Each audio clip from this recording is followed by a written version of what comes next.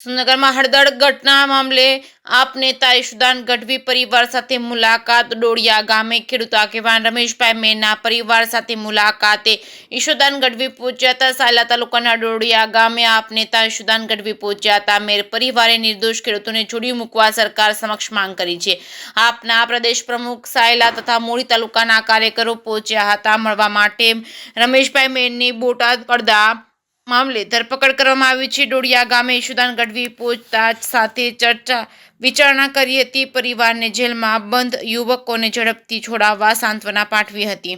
જે સિંહ ગુજરાતી સાથે મહેશ ઉતરિયા, સુરેન્દ્રનગર। નામ વાલજીભાઈ રઘાભાઈ મેર છે। ડોળિયા ગામનો રહેવાસી લોકો સાયલા। મારો છોકરો આ ખેડૂતો માટે લડવા ગયો છે।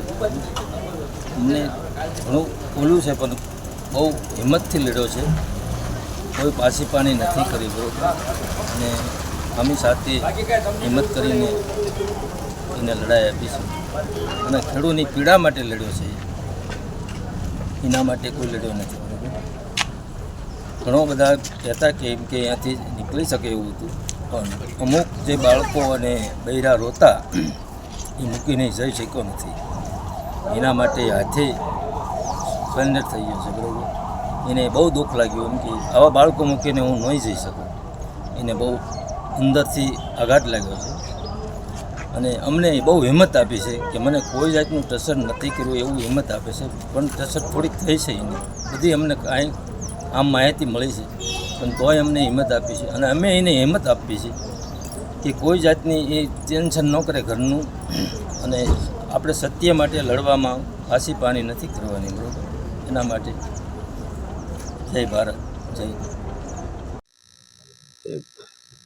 આજે જે બોટાદમાં આંદોલન થયું ખેડૂતોનું, પછી મહાપંચાયતમાં જે ભાજપી કડદા પાર્ટી અને એની પોલીસે જે બેફામ લાઠીચાર્જ કર્યો ખેડૂતો ઉપર, ગરીબો ઉપર, નિર્દોષ ઉપર અત્યાચાર કર્યો, અને એમાં અમારા કેટલાક આગેવાનોએ પણ ખેડૂતોની સાથે ખંભો ખંભો મિલાવીને ઊભા રહ્યા, ક્રાંતિકારીઓ। તો આજે મેં એ તમામ ક્રાંતિકારી આગેવાનોના ઘરે મુલાકાત લીધી છે, એમના પરિવારને મળ્યો છું, અને સાથે સાથે જે નિર્દોષ ખેડૂતો છે એમના પરિવારને પણ મળ્યો છું। આજે અમારે અહીંયા ચોટીલામાં રમેશભાઈ મેર કે જેમણે ખેડૂતો માટે વર્ષોથી લડત ચલાવી છે, એમના ઘરે આજે એમના પરિવારને મળ્યો છું। એમના પરિવારે મને પણ સામી હિંમત આપી છે। આજે દિવાળીના સમયે ખૂબ મજબૂત છે એમના પરિવાર, સાથે સાથે દેવકરણભાઈનો પરિવાર, બીજા પણ અમારા અહીંયા આગેવાનો છે જેઓ ખેડૂતોના મસીહા બનીને, રાજુભાઈ કરપડા હોય, તમામ આગેવાનો ખૂબ સહન કર્યું છે ખેડૂતો માટે।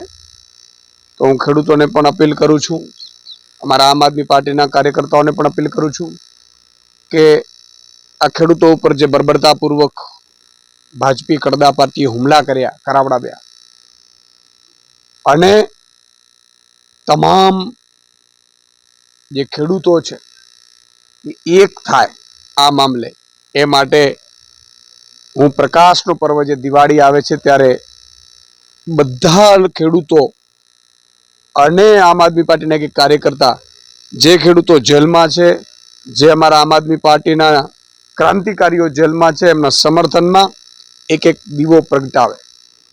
આજે એમની લડાઈ 54 લાખ ખેડૂતોની લડાઈ બની છે। એમને પોતાને કોઈ વાંધો નહોતો, પણ આ ક્રાંતિકારીઓએ ખેડૂતો માટે લાઠીઓ ખાધી છે, જેલમાં ગયા છે, દિવાળીઓ અત્યારે જેલમાં ઉજવી રહ્યા છે। તો મારી સૌ ખેડૂતોને પણ વિનંતી છે, આમ આદમી પાર્ટીના એક એક કાર્યકર્તા લાખોને મારી વિનંતી છે કે ઈશ્વરને આપણે પ્રાર્થના કરીએ દીવો પ્રગટાવીને કે આમને અપાર શક્તિ આપે, અને ભાજપી કડદા પાર્ટીની સામે ખેડૂતો લડી શકે, એક થાય, અને આગામી સમયમાં 2027માં ભાજપી કડદા પાર્ટીની સાથે તમામ ખદડાઓને પણ હટાવી દે એવી શક્તિ આપે, એ માટે દીવો પ્રગટાવે।